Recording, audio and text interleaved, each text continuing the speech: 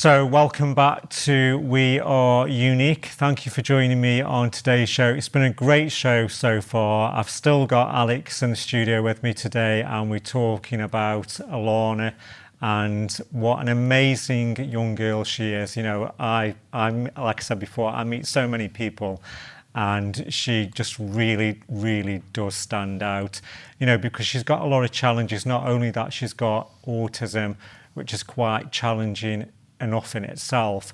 She's blind as well, and to play the keyboard, to create a garden, you know, from being a premature baby and surviving all of this, you know, is just absolutely wonderful.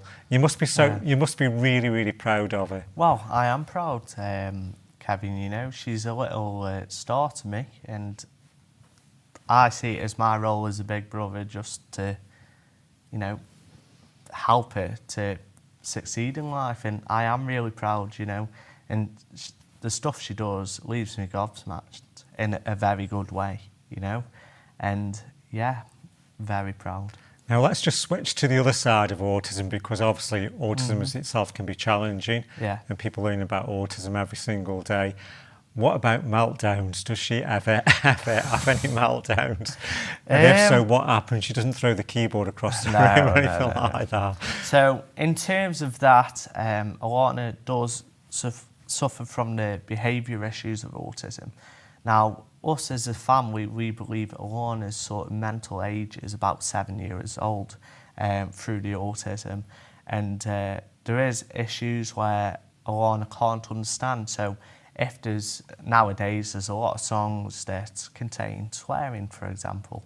Alana does get upset when these can't be played for obvious reasons due to her age. This can cause meltdowns that can last hours. In the past, we've had a meltdown that's last 2 days, you know. Constant crying, screaming and stuff like that comes with a meltdown. These are rare, thank goodness, you know, but we as a family make them rare because we know what makes Alana tick through the autism. And like mentioned in the previous segment, that is the music, you know. So yeah, just the meltdowns are very rare, and we do get through them. And Alana will only have a meltdown if she's triggered by something, if she's upset by something. Like I would, or you would, Kevin, you know, or anybody in the studio.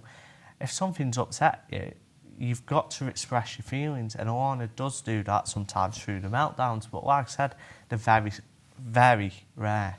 So when she's in that situation, in that zone, and she's having a meltdown, how do you as a family deal with that? Well, do you try and distract her? As a family, yeah. You got it, bob on. We do try to distract her. However, sometimes, you know, it's best to let her have the meltdown to get out of her system.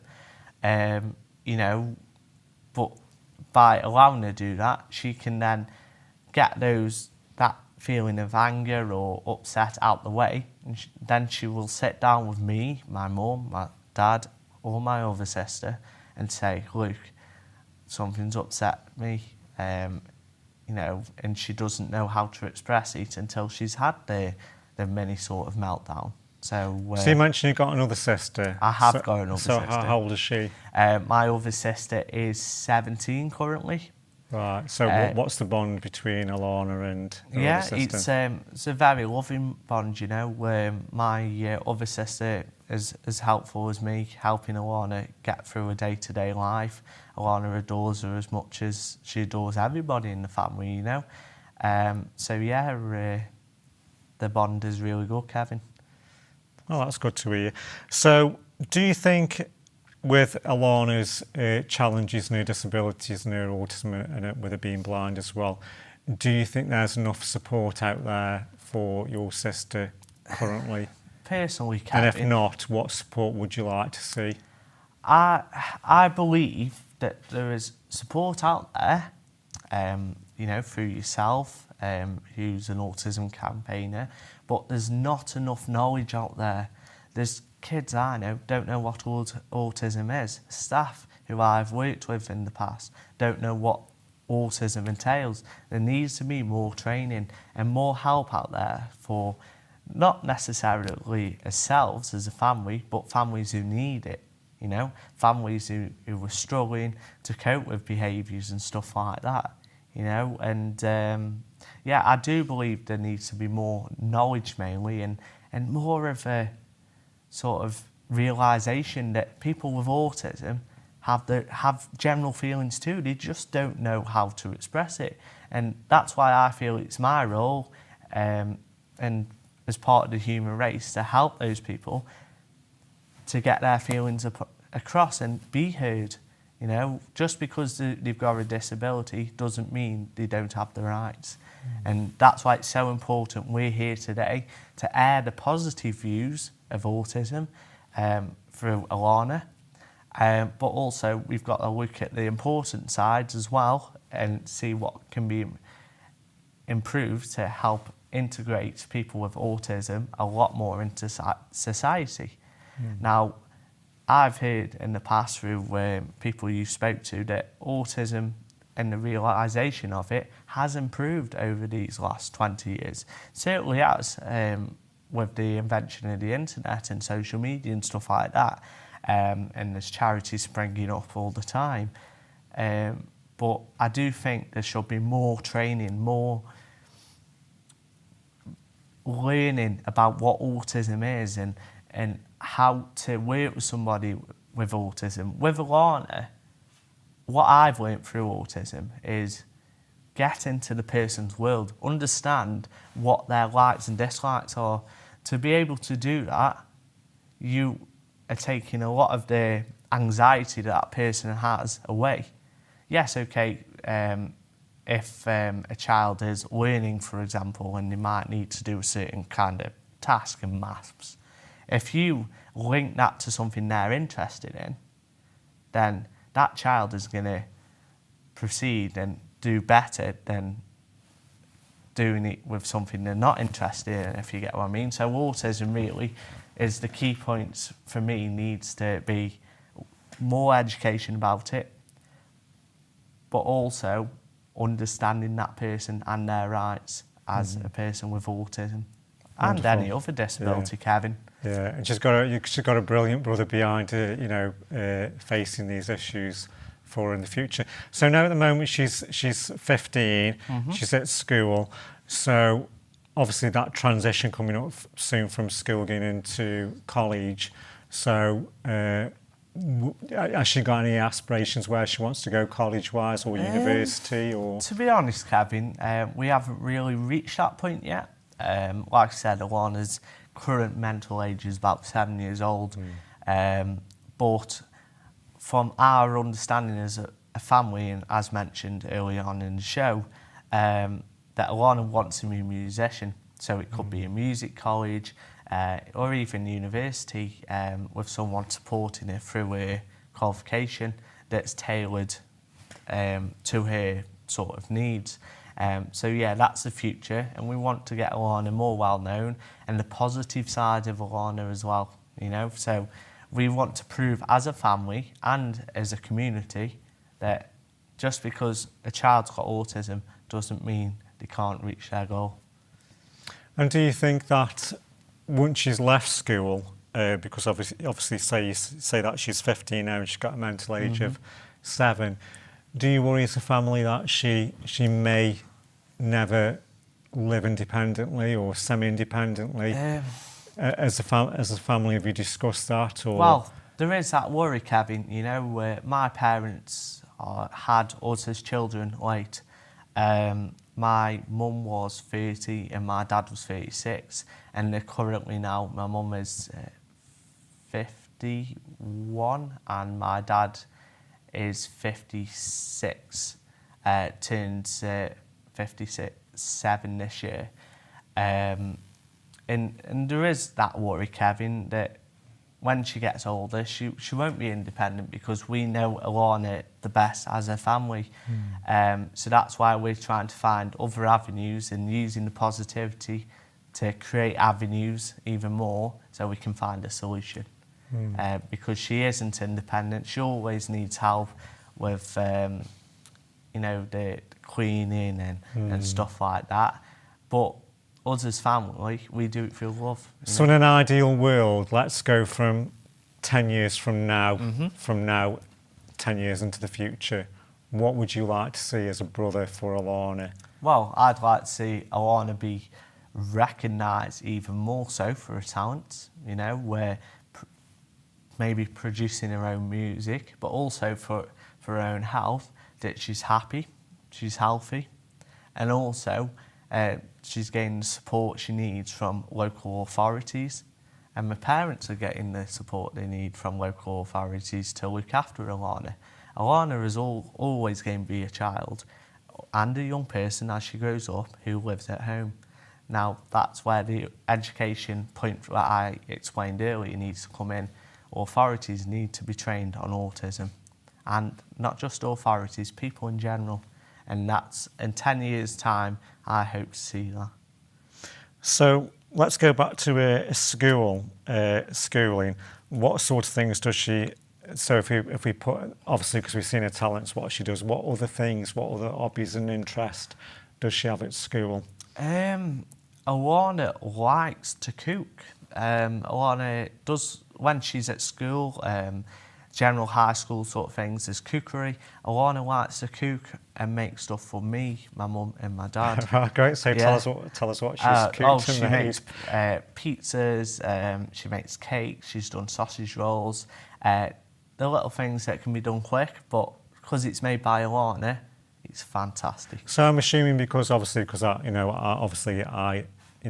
meet people who are blind and that, but obviously I'm not living with somebody who's blind and not with them 24/7. So when she's cooking in that environment in the kitchen, do you have to put the ingredients in front of her and put them in a certain way What she happen, knows? Kevin, is there's, as I said before, there's always got to be someone there. Yeah. Because also of Alana's sort of mental age, but also because she's blind, as you've just mentioned. So if she's cooking at home, for example, and I assume the same happens in school, Alana will have the ingredients in front of her, and she will be able to pick them up and then put them into a bowl. If she's mixing a cake or something, she'll be mixing it, and then if she needs to help, the support will be there to help her mix the cake. And then a hand would be guided to put the mixture in the cake tin, and etc. etc. So that's where we'd go when we would be cooking with her, and she loves it. You know, she'd say, "I'm going to cook sausage rolls today. I'm going to cook cakes, pizzas, etc." You know, and she's just astonishing, Kevin. You know, and so when I first met her, because I first met her last year when she was at the Disability Awards evening, I noticed she was sitting at a table and there was lots of people there. There was over 200 people there, and she had an iPad with her, or a tablet. So how does she, because of her autism and her blindness, how does she use? Because that really fascinated me. How does she use the iPad? So is it through sound or touch or? So what will happen, Kevin, is nowadays every teenager child has an iPad. That's 2018. That's where we're at now. Alana loves the music, and she's what she'll do. She'll sit down and she'll listen to apps and stuff like that. On that night. So because of her blindness, how does she actually navigate around the screen? Well, what will happen? My mum will set up the iPad. We'll click on the app that she wants. Right. The app will be up. So, for example, there is apps where there'll be maybe a set of drums, there'll be a piano on it. I don't know, stuff like that. Yeah. And Alana will work out through guidance from my mum and my dad how to change the sound. So from playing on a big piano or keyboard, she'll be miniature size, 7-inch screen, just playing along like that, you know. And it's fantastic. It's just a knowledge. It's like she's been gifted with it, you know. So would you say when we talk about things like savant, where people are geniuses, would you say that even though because of her autism and her mental capacity age, would you say some degree area of her brain capacity is savant because she can actually, I'd say over 65% music for Alana. Genius musician. Rather, she just fascinates me every day. It's like, she'll be listening to the top 40 charts on the radio on a Sunday, and she'll be like, "Oh, this is a new song." She'll like turn it up full blast and stop having a go at it, at the song. You know what I mean? Even when she's not. So can you understand that concept, how she can actually play that song by listening to it? I'm going to be honest, Kevin, no. I don't understand how she does it. I mean, I listen to music being a young man myself quite a lot, and at no point have I been able to walk up to a piano and just start playing it like Alana can. It's really fascinating because even my twin brother can actually play a personal stereo, the old personal stereos, play the music, fast forward, rewind it, and hit it dead on cue where he actually wants to listen to that spoken word. Yeah. So in his brain he actually can time, even though he can't talk and he's non-verbal, he can actually time it. So for me, Alana must be able to, when she's listening to some sort of music, new track, her brain must be able to tune into that music. Yeah. She knows where the keys are without obviously not even reading any sheet music and just play it. Yeah. I mean, the fascinating thing about autism, I've lived with Alana since I was 5 years old. And the fascinating thing is, okay, she might not be able to do some things, but because she's got autism and that talent for music, her brain must think, right, I'm good at this. I'll put all my power into doing this. You know what I mean? And she's a genius. You've just talked about your brother yourself, and I just found it amazing, and it's something that someone without autism, can't understand. But Alana has been with other autistic children and young people and understands straight away. Well, Alex, thank you for sharing your story with me today. She's such an inspirational young girl, and I'm sure she'll go on to achieve great things in the future. Thank you once again for joining me today on We Are Unique. And if you want to drop me an email about anything about today's show or any shows in the future, please do so. And join me next month where we'll be talking more about disabilities and conditions on We Are Unique.